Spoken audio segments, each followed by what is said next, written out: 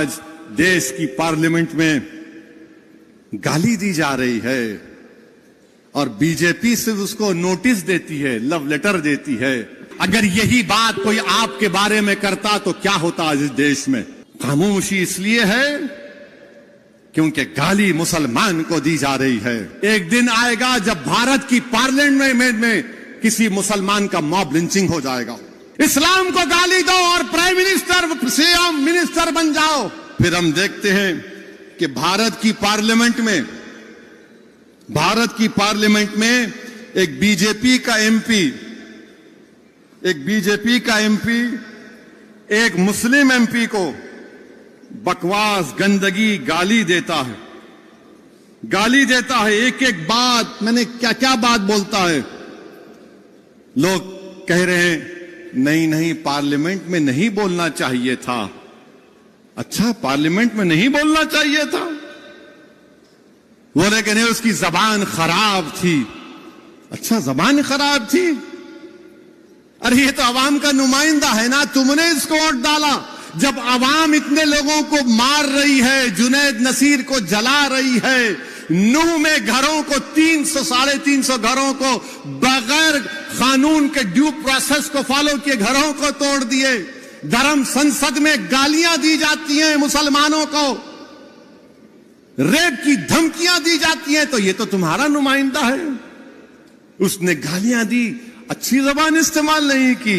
उस बीजेपी के एमपी ने, अरे वो तो गोडसे की बात कर रहा था, वो नाकाबिल कबूल है।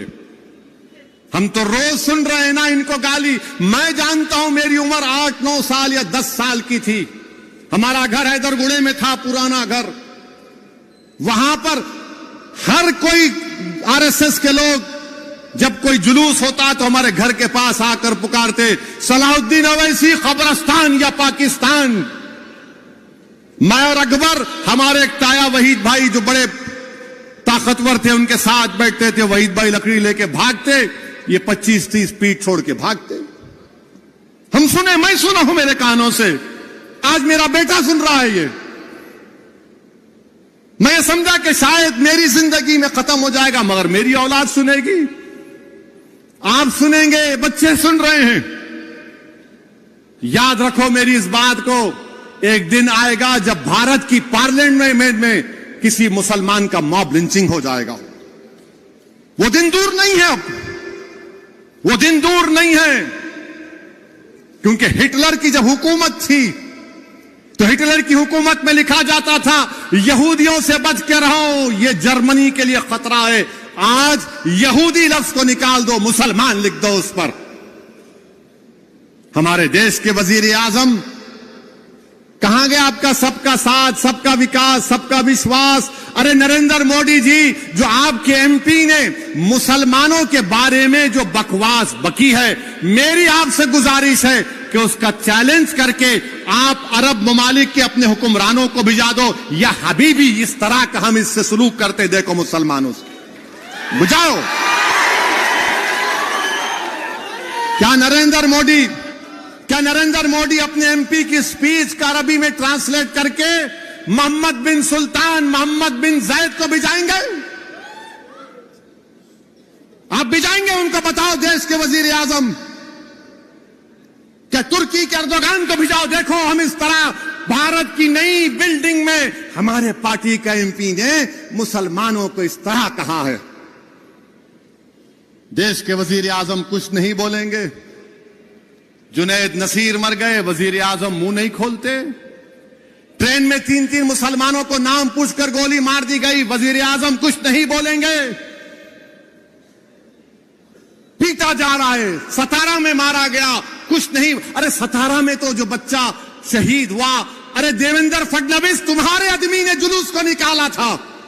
तुम होम मिनिस्टर रहकर तुम्हारा आदमी सतारा की मस्जिद में घुसता है मौत को लेकर। कैसे होम मिनिस्टर हो तुम देवेंद्र फडणवीस? मगर हमारे वजीर आजम ने इस मुल्क में एक माहौल को पैदा कर दिया कि नफरत करो और राज करो, नफरत करो, वोट हासिल करो, नफरत करो, सत्ता हासिल करो। इस्लाम को गाली दो, जीत जाओ इलेक्शन।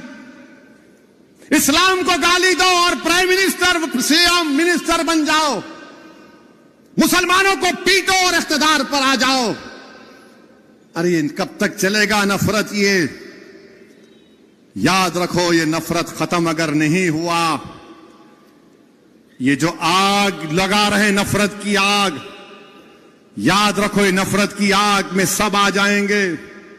हम मरने से कभी नहीं डरे, ना कभी डरेंगे इंशाअल्लाह ताला। हम अल्लाह के नाम पर जीते और अल्लाह के नाम पर मरने वालों का नाम मुसलमान है। मगर इस मुल्क का क्या होगा, इस देश का क्या होगा, जिसको हमने अपने खून पसीने से सींचा, जिसको अल्लामा फजल खैराबादी ने अपनी कुर्बानियों से आजाद किया। इस मुल्क को आजाद कराने के लिए हमारे उलमाए कराम ने जिहाद का फतवा दिया। मौलवी अलाउद्दीन, मौलवी इस्माइल काला पानी की सजा काटे, मगर आज देश की पार्लियामेंट में गाली दी जा रही है और बीजेपी सिर्फ उसको नोटिस देती है, लव लेटर देती है। मैं पूछना चाहता हूं देश के प्रधानमंत्री, अगर यही बात कोई आपके बारे में करता तो क्या होता आज इस देश में? बोलो वजीर आजम, अगर कोई ये अनाप शनाप गंदगी आपके बारे में कोई बोल देता तो क्या करते आप? आपकी पार्टी के लोग बन मनाते, बोलने वाले के घर को जला देते। खामोशी इसलिए है क्योंकि गाली मुसलमान को दी जा रही है। सन्नाटा इसलिए है क्योंकि मुसलमान मर रहा है। याद रखो, ये देश के लिए ठीक नहीं है।